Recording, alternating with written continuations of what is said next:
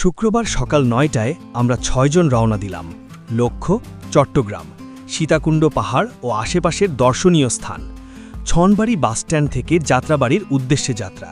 উদ্দেশ্য ছিল কম খরচে ভ্রমণ শেষ করা।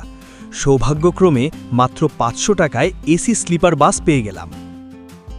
গতি বেড়ে গেছে, গতি আটকাবেন, বসলেই তো গতি আটকা যায়। পা কেটে গেছে নাকি? লাগছে নাকি? অফিসের কাজ, মিটিং আর ডেডলাইনের চাপে যখন মাথা আর মন দুটোই ক্লান্ত। এই ঘটনার গল্প শুনতে ভিডিওটি শেষ পর্যন্ত দেখুন। আমরা ক্ষুদ্র ঋণদানকারী প্রতিষ্ঠানের এনজিও কর্মী। মাসের শেষ আর মাসের শুরুর ১-২ তারিখ মানেই আমাদের জন্য অস্বাভাবিক ব্যস্ততা। হিসাব, রিপোর্ট, কালেকশন সব মিলিয়ে নিঃশ্বাস ফেলার সময় থাকে না। তবুও এবার অফিসের সবাইকে আমি কথা দিয়েছিলাম, নির্দিষ্ট সময়ের মধ্যে টার্গেট পূরণ করতে পারলে মাসের শেষ কর্মদিবস ২৯ তারিখেই সবার ছুটি। কারণ পরের দুদিন শুক্র শনিবার, এমন সুযোগ বারবার আসে না। সবাই কথা রেখেছিল, মনোযোগ দিয়ে কাজ শেষ করেছিল, কিন্তু অফিস আদেশ না থাকায় বাস্তবে ছুটি নেওয়া সম্ভব হচ্ছিল না। তখনই সিদ্ধান্ত, কথা তো দিয়েছি, কথা রাখতেই হবে। ছুটি না হলে ভ্রমণই হোক ছুটির বিকল্প। বাস সীতাকুণ্ডের কাছাকাছি পৌঁছাতেই জানালার বাইরে পাহাড় চোখে পড়ল। দলের বেশিরভাগেরই পাহাড় দেখাই প্রথম। কারো চোখে বিস্ময়, কারো চোখে আনন্দ, সবার দৃষ্টি তখন একদিকে। দুপুর ১২টায় রওনা হয়ে বিকেল প্রায় ৫টায় পৌঁছাই। দেরি হয়ে যাওয়ায় সীতাকুণ্ডে না নেমে অলঙ্কারে নামলাম। সেখানে খাওয়া দাওয়া শেষে রওনা হলাম পতেঙ্গা সমুদ্র বন্দরের দিকে।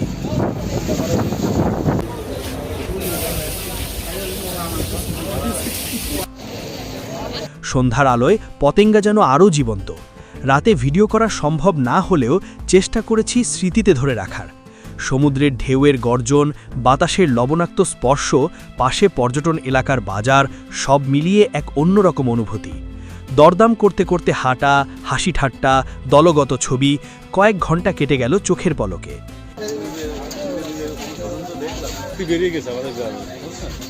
এরপর গেলাম বার্মিজ মার্কেটে। ছোটখাটো কেনাকাটা শেষে কর্ণফুলী টানেল দেখার উদ্দেশ্যে রওনা। আধুনিক বাংলাদেশের এক অনন্য স্থাপনা। টানেলের আলো ছায়া, নদীর নিচ দিয়ে চলার ভাবনাই রোমাঞ্চকর। সেখানেই হঠাৎ সিদ্ধান্ত, বান্দরবান যাব। সময় তখন রাত ৯:৩০। রাত কাটানোর জন্য চলে গেলাম পটিয়ায় আমাদের নতুন শাখা অফিসে। অফিসে থাকার ব্যবস্থা না থাকলেও একজন পুরনো সহকর্মী, আমার বন্ধু, সে শাখার ম্যানেজার, সব কিছু সামলে নিলেন। রাতের খাবার, থাকার ব্যবস্থা সব। নতুন অফিসের থাকার ব্যবস্থা যাই হোক, রাতটা আমাদের কেটেছে হুই হুল্লোড় আর আনন্দে। ঘুম যেটুকুই হোক, যেতে হবে পাহাড়ে, এই লক্ষ্যে ভোর ৩টায় বান্দরবানের উদ্দেশ্যে রওনা হলাম। সকাল ৭টায় পৌঁছালাম বান্দরবান। নাস্তা সেরে শুরু হলো আসল পাহাড়ি যাত্রা।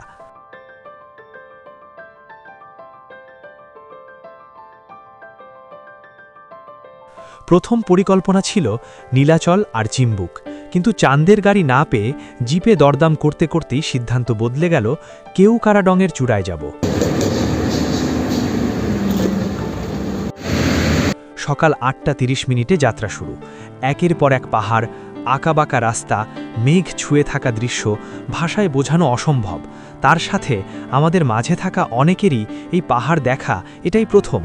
তারা যে পাহাড় সামনে আসে সেটাই উপভোগ করার জন্য ড্রাইভারকে গাড়ি দাঁড় করাতে বলে। ড্রাইভার তখন মৃদু হেসে বলেন, এটা তো কেবল শুরু, আরও সামনে চলেন। ওয়াই জাংশনে আমরা প্রথম চেকপোস্টে এনআইডি চেক করালাম।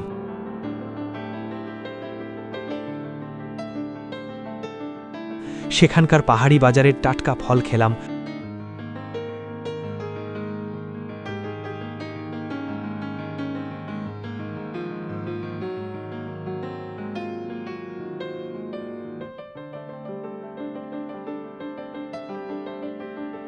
রুমাতে গিয়ে যথারীতি নিয়ম অনুযায়ী একটা গাইড নিলাম। এরপর আরও কয়েকটি চেকপোস্ট পার হতে হলো আমাদের। এটা হলো শেষের চেকপোস্টে ৫০ টাকা জনপ্রতি দিয়ে এন্ট্রি করতে হলো। আমরা এসবই যেন উপভোগ করছিলাম, সবই যেন ভ্রমণেরই অংশ। সত্যি বলতে এই চেকপোস্ট কেওকারাডং দর্শনের পথে মনোমুগ্ধকর একটা ভিউ পয়েন্ট।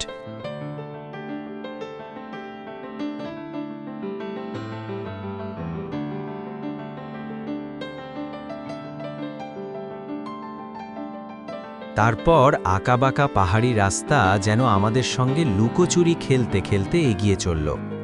কখনো পাহাড়ের বুক ঘেঁষে, কখনো ঝোপঝাড়ি ফাঁক গলে রাস্তা মিলিয়ে যাচ্ছিল দৃষ্টির আড়ালে। চারপাশের সবুজে মোড়ানো প্রকৃতি চোখের সামনে একের পর এক ছবি এঁকে দিচ্ছিল। চলতে চলতে একসময় পৌঁছালাম রাস্তার পাশেই গড়ে ওঠা চুংচুং রেস্টুরেন্টে। শুরু থেকেই ড্রাইভার আর গাইডের মুখে এই জায়গার প্রশংসা শুনে প্রত্যাশা ছিল বেশ। আমরা খাবারের অর্ডার দিতে যাচ্ছিলাম, কিন্তু আমাদের দলে তো সবাই আর সংস্কারমুক্ত নই। মানুষের রাগ আছে, জবাই করে রেখে গেছে। না না, আমরা জবাই করে না, আমরা জবাই করব, ঠিক আছে, এদের রান্নাটাও কি আমরা হবে না? একজনের অরুচি লাগা ভেটুতে শেষমেশ সেখানে খাওয়ার ইচ্ছেটা ছেড়ে দিতে হলো। তবে খাবার না খেলেও জায়গাটার ভিউ ছিল চোখ জুড়ানো। পাহাড়, আকাশ আর সবুজের মেলবন্ধন যেন নিঃশব্দে মন ভরে দিচ্ছিল।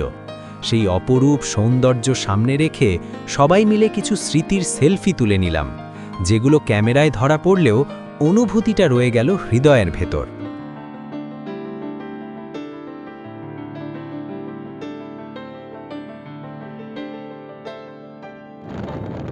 এই হলো বাংলাদেশের সবচেয়ে ভাইরাল পরিষ্কার গ্রাম, মুনলাই। যেতে যেতে ড্রাইভার কথাটা বললেন খুব স্বাভাবিক ভঙ্গিতে, কিন্তু চোখ পড়তেই বুঝলাম ভাইরাল হওয়ার কারণটা একেবারেই মিথ্যে নয়। ড্রাইভার হাসতে হাসতে বললেন, এই পথে সামনে আরও অনেক সুন্দর, আরও অনেক ভাইরাল গ্রাম পড়বে চোখে। পাহাড়, পথ আর মানুষের গল্প সব মিলিয়ে সৌন্দর্যের কোনো কমতি নেই। তবে এখন থামার সময় নয়, আগে আগে আমাদের লক্ষ্যে পৌঁছতে হবে।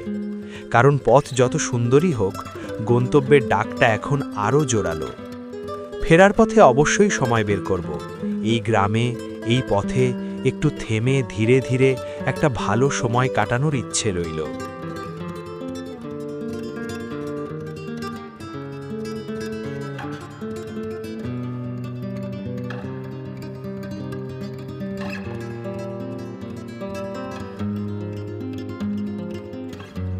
এভাবেই চলতে থাকলাম আমরা সামনের অদেখা সৌন্দর্যের আধারে। কি খাড়া রাস্তা, 4 হুইলার জিপের দম বন্ধ হয়ে যায় অবস্থা। হ্যাঁ, এটাই তো সেই পাথুরে কালো পাহাড়। সবাই দৃশ্যগুলো নির্বাক দৃষ্টিতে উপভোগ করছিলাম। সেনাবাহিনী ক্যাম্প। হঠাৎ সামনে এসে দাঁড়ালো বোগা লেক। যে সৌন্দর্য এতদিন শুধু স্ক্রিনে দেখেছি, আজ তা চোখের সামনে। নীল জলের লেক, চারপাশের পাহাড়, নিস্তব্ধতা সব মিলিয়ে স্বর্গীয়। পর্যটন কর্তৃপক্ষ ক্যাম্পের ছবি তুলতে নিষেধ করায় নিয়ম মেনে চললাম। প্রকৃতি দেখার আনন্দই এখানে আসল।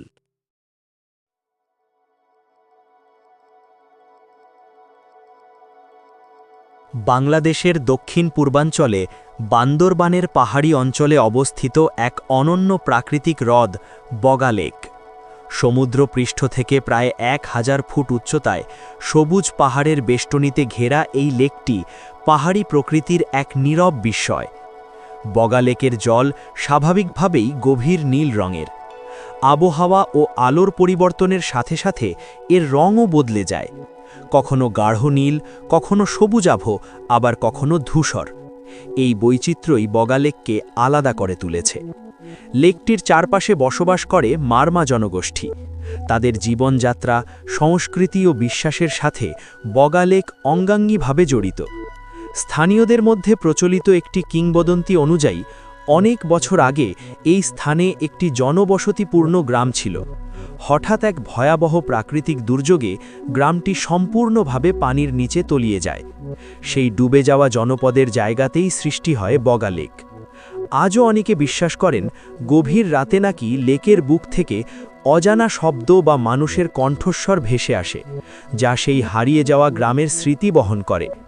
তবে বিজ্ঞানীদের মতে বগা লেক সম্ভবত পাহাড় ধস বা ভূপ্রাকৃতিক পরিবর্তনের ফলে সৃষ্টি হওয়া একটি প্রাকৃতিক হ্রদ, যার বয়স কয়েক হাজার বছর হতে পারে। বগা লেক তাই একদিকে যেমন প্রাকৃতিক সৌন্দর্যের প্রতীক, অন্যদিকে তেমনি লোককথা, বিশ্বাস ও পাহাড়ি সংস্কৃতির এক জীবন্ত দলিল। এটি শুধু একটি পর্যটন কেন্দ্র নয়, বগা লেক হল পাহাড়ের ইতিহাস, প্রকৃতির শক্তি এবং মানুষের বিশ্বাসের এক নীরব সাক্ষী। কথোপকথনের ফাঁকে একজন পর্যটন পুলিশ জানালো, সামনের রাস্তা আরও লোমহর্ষক। সত্যিই তাই, খাঁড়া পাহাড়ি রাস্তা, নিচে গভীর খাদ। একজন সহকর্মী পুরো পথ সিট শক্ত করে ধরে বসেছিল।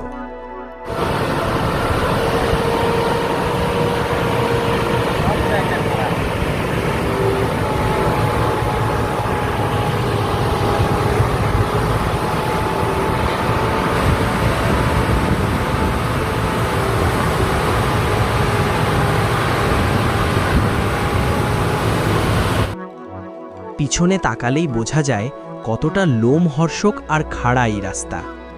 বগা লেককে এখান থেকে লাভের মতো দেখা যায় বলে এই জায়গাটা লাভ পয়েন্ট নামেই পরিচিত।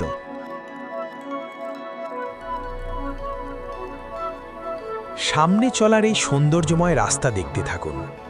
এর ফাঁকে যে কথাটা না বললেই নয়, এই ভিডিওটা দেখার পর অনেকেই হয়তো ভাবছেন, এত সময় আমি কোথা থেকে পাই?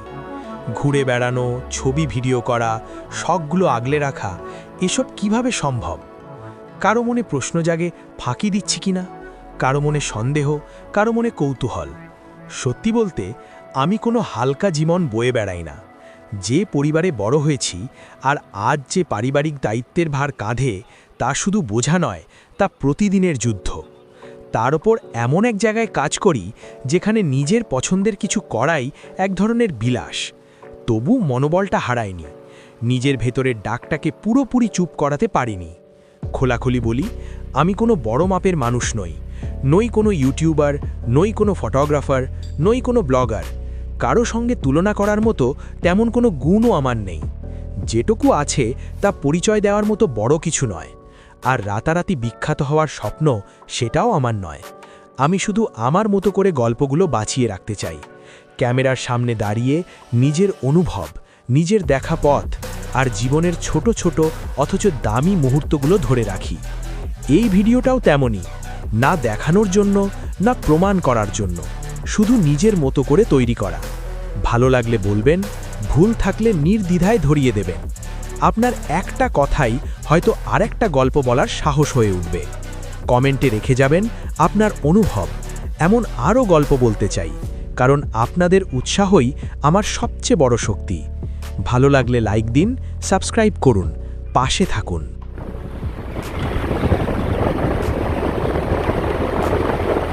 কিছুদিন আগেও ইউটিউবে কেউকারা রঙের ভিডিও মানেই পায়ে হাঁটা পথ কিংবা নির্মাণাধীন রাস্তায় ধুলোর ভেতর বাইক ছুটে চলা। বগালেক থেকে কেউকারা ডং যাত্রাটা তখন ছিল কষ্টের গল্প, কিন্তু আজ চিত্রটা একেবারেই আলাদা।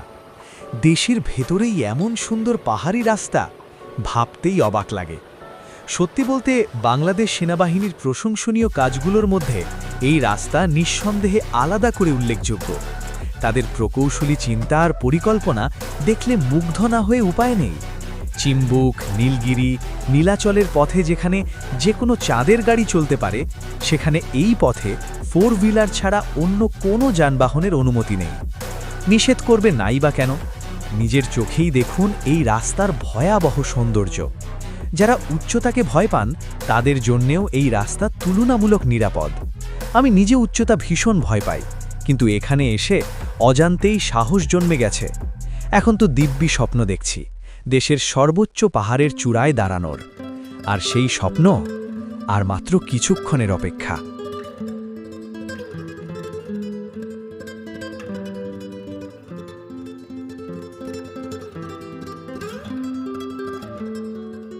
অবশেষে পৌঁছালাম কেওক্রাডং 0 পয়েন্টে। চোখের সামনে এত সহজে আর হুট করেই এমন দৃশ্য দেখব, এটা সত্যি আমার ধারণার বাহিরে ছিল। যদিও মনের গভীরে ইচ্ছে পুষিয়ে রেখেছিলাম অনেক আগেই, এভাবে পূরণ হবে সেই স্বপ্ন সেটা বলাই বাহুল্য। কেওক্রাডং 0 সাইনবোর্ডের সামনে ছবি তোলার ভিড়। আমরা আমাদের স্মৃতি ধরে রাখলাম ক্যামেরায়। কেওক্রাডংয়ে ওঠার পথটা কষ্টকর হলেও সেই কষ্ট ভোলানোর ক্ষমতা আছে পাহাড়ের। ওপরে পৌঁছার পর মনে হলো যেন মেঘগুলো আমাদের মাথায় হাত বুলিয়ে দিচ্ছে। একদিকে সবুজ পাহাড়, অন্যদিকে ফিসফিসে ঠান্ডা বাতাস, যেন প্রকৃতি বলছে, এই তো তোমাদের জন্য অপেক্ষা করছিলাম।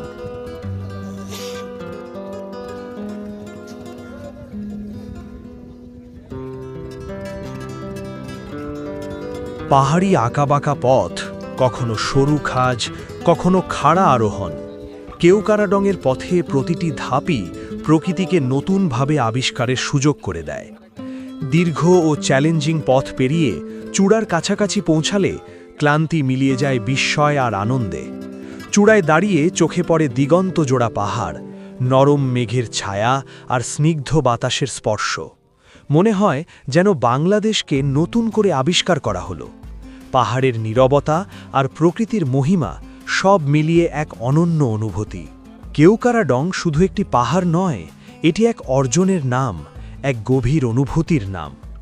একসময় বগা লেক থেকে এখানে পৌঁছাতে 3 থেকে 4 ঘন্টার কঠিন ট্রেকিং করতে হতো।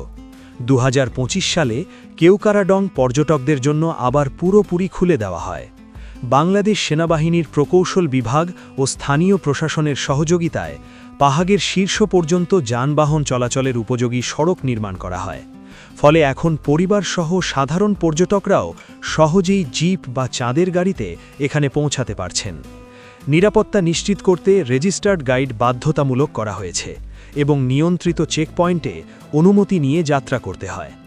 2010-এর দশক থেকে কেওকারাডং ট্রেকার, ফটোগ্রাফার ও প্রকৃতিপ্রেমীদের কাছে জনপ্রিয় হয়ে ওঠে। স্থানীয় পাহাড়ি জনগোষ্ঠীর গাইড সেবাও এই অভিজ্ঞতাকে আরও সমৃদ্ধ করেছে। সংক্ষেপে বলা যায়, কেওকারাডং কেবল একটি পাহাড় নয়, এটি প্রকৃতি, অভিযান আর উন্নত যোগাযোগ ব্যবস্থার এক অনন্য মিলন। একসময় আমরা অনেকেই জানতাম কেওকারাডংই বুঝি বাংলাদেশের সর্বোচ্চ পর্বত, কিন্তু পরে জানা যায় উচ্চতার হিসেবে এটি বাংলাদেশের 3য় সর্বোচ্চ পর্বতশৃঙ্গ। তবুও কেওকারাডংয়ের গুরুত্ব বা আকর্ষণ একটুও কমে না, বরং এখানকার পথ, দৃশ্য আর অনুভূতি একে আলাদা করে তোলে। এই যে পাহাড়ি আঁকাবাঁকা পথ ধরে আমরা এগিয়ে যাচ্ছি, এই পথ দিয়েই আজ কেওকারাডংয়ের চূড়ায় পৌঁছানো যায়। আর শোনা যাচ্ছে আরও উঁচু কিছু শৃঙ্গের দিকেও ধীরে ধীরে সড়ক নির্মাণের কাজ চলছে। হয়তো খুব অল্প কিছুদিনের মধ্যেই সেগুলোকেও ভ্রমণ পিপাসুদের জন্য খুলে দেওয়া হবে। আপনার সামনে যে সমতল উঁচু জায়গাটা দেখা যাচ্ছে, এটি কোনো সাধারণ জায়গা নয়, এটি একটি হেলিকপ্টার ল্যান্ডিং জোন। বাংলাদেশ সেনাবাহিনীর জরুরি অবতরণ, উদ্ধার অভিযান কিংবা ভিআইপি মুভমেন্টের প্রয়োজনে এই স্থানটি ব্যবহৃত হয়। এই সব কিছু মিলিয়ে কেওকারাডং শুধু একটি পাহাড় নয়, এটি কৌশলগত গুরুত্ব, প্রাকৃতিক সৌন্দর্য আর আধুনিক যোগাযোগ ব্যবস্থার এক অনন্য সংমিশ্রণ। এখানে দাঁড়িয়ে বোঝা যায়, পাহাড় শুধু দূরত্ব নয়, এটি দেশের সক্ষমতারও এক নীরব প্রতীক।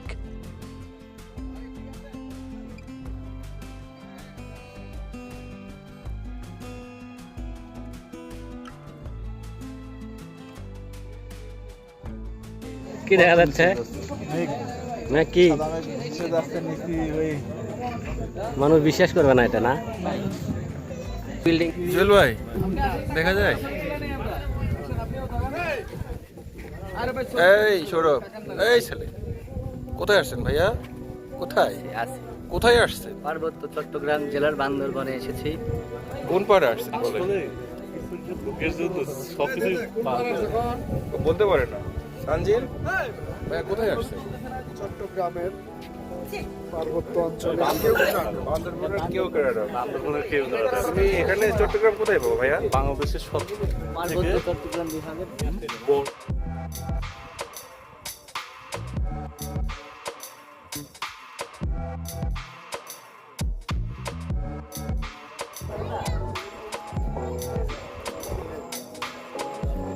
Baby, follow me.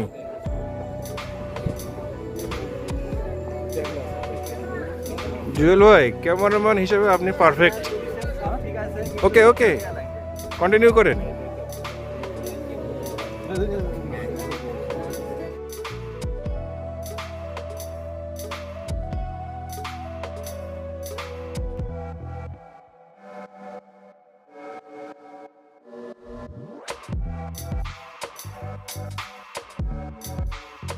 কেওকারাডং ঘুরে কিছু দূর নেমেই আমরা একটি নতুন পিচ ঢালা রাস্তা পেলাম।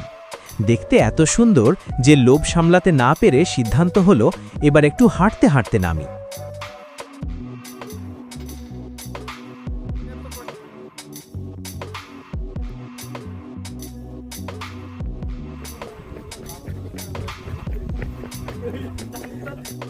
অফিসের দুইজন শক্তপোক্ত স্টাফ, যাদের দেখে মনে হয় পাহাড়ও হয়তো তাদের দেখে ভয় পাবে, হঠাৎ ঢালু রাস্তায় হালকা দৌড় দিল। আর যত বড়ই মানুষ হোক, পদার্থবিজ্ঞানের নিয়ম তো মানতেই হয়। ঢালু রাস্তায় দৌড় শুরু করা সহজ, থামানো কঠিন। তারা আর থামতেই পারছিল না। ভয়, হাসি, বিস্ময় সব মিলিয়ে দৃশ্যটা রীতিমতো নাটকীয় হয়ে উঠল। এদিকে আমাদের অ্যাকাউন্টেন্ট, যে কিনা আগেই কিছু দূর নিচে নেমে মোবাইলে নামার দৃশ্য বন্দি করছিল, হঠাৎ দেখে দুইজন রকেট গতিতে নেমে আসছে। তাদের থামাতে সে সামনে দাঁড়াতেই বুম! দৌড়ে নাম্বার কে বলছে? হ্যাঁ, গতি বেড়ে গেছে, গতি আটকাবেন, বসলেই তো গতি আটকা যায়। পকেটে গেছে নাকি? লাগছে নাকি?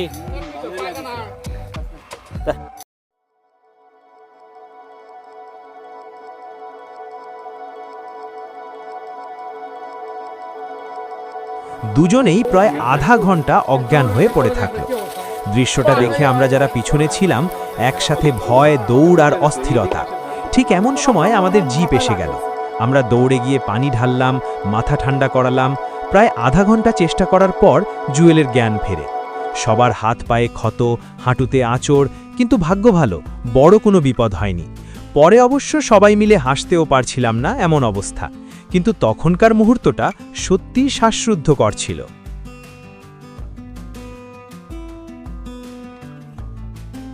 এই উত্তেজনার পর আবারও ফিরে এসে পৌঁছালাম বগা লেকে। নীলাভ সবুজ স্বচ্ছ পানি দেখে মনে হলো প্রকৃতি যেন আমাদের শান্ত হতে বলছে, আমাদের গা ভাসাতে কাছে ডাকছে।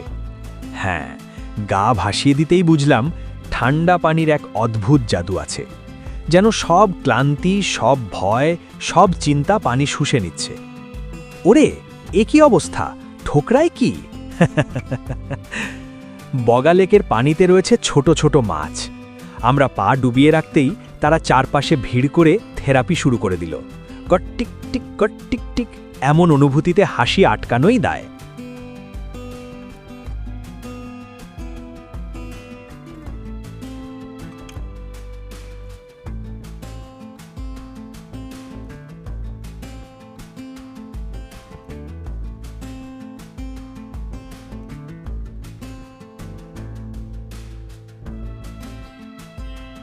সবকিছুই উপভোগ করছিলাম গভীরভাবে, কিন্তু লক্ষ্য করলাম মোবাইলের নেটওয়ার্ক নেই। কর্তৃপক্ষ সিদ্ধান্ত না দেয়ায় মাসের হিসেব ক্লোজ না করেই অফিসের সবাই আমরা বাহিরে। অফিসের দায়িত্ব বলেই কর্তৃপক্ষের সঙ্গে যোগাযোগ রাখা আমাদের জরুরি। তাই আর দেরি করতে পারলাম না, ফিরে আসার সিদ্ধান্ত নিতেই হলো।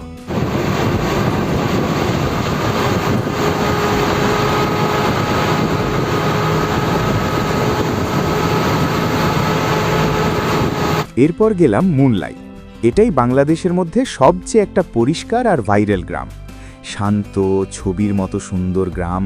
গ্রামের মানুষদের সহজ সরল জীবন দেখে মনে হলো সুখ আসলে খুব ছোট জিনিসে থাকে। জানতে পারলাম আমাদের গাইড থমাস দাদার গ্রাম এটাই, আর এই সুযোগে তার গ্রামের বাড়িগুলোতে ঘুরে দেখার সুযোগ হলো।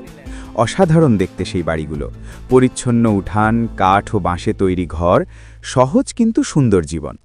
প্রকৃতির সাথে মানুষের এই সহাবস্থান মন ছুঁয়ে গেল। মুনলাই গ্রামে বসবাসকারী মানুষের বেশিরভাগই বোম উপজাতির। শুরুতে মনে একটু দ্বিধা ছিল, অচেনা মানুষ, অচেনা ঘর। ভাবছিলাম কেমন হবে তাদের আতিথেয়তা, কিন্তু সেই দ্বিধা টিকল না বেশি সময়। যে কয়েকটি বাড়িতে যাওয়ার সুযোগ হলো, প্রত্যেক জায়গাতেই পেলাম নির্ভেজাল আন্তরিকতা আর উষ্ণ অভ্যর্থনা। কথায় নয়, আচরণেই বুঝিয়ে দিলেন আতিথেয়তা এখানে সংস্কৃতি।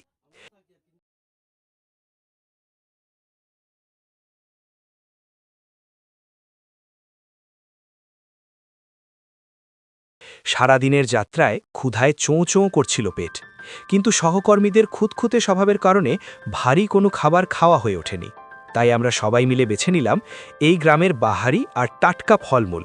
সে শুধু ফল খাওয়া নয়, মনে হচ্ছিল পুরো একটা দিন এই ফলের স্বাদ নিয়েই পার করে দেওয়া যায়। আর ফল কাটার সময় যে পরিষ্কার পরিচ্ছন্নতা দেখলাম, তা সত্যিই চোখে পড়ার মতো। এই জায়গা থেকেই আমাদের শেখার অনেক কিছু আছে। মুনলাই শুধু একটি গ্রাম নয়, এটা পরিচ্ছন্নতা, আন্তরিকতা আর সহজ জীবনের এক নীরব পাঠ। ধন্যবাদ।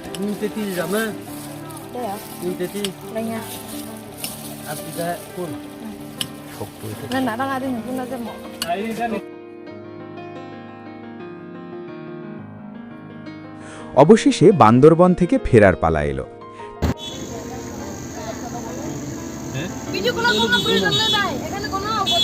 না দেখতেছি আপা সবাইকে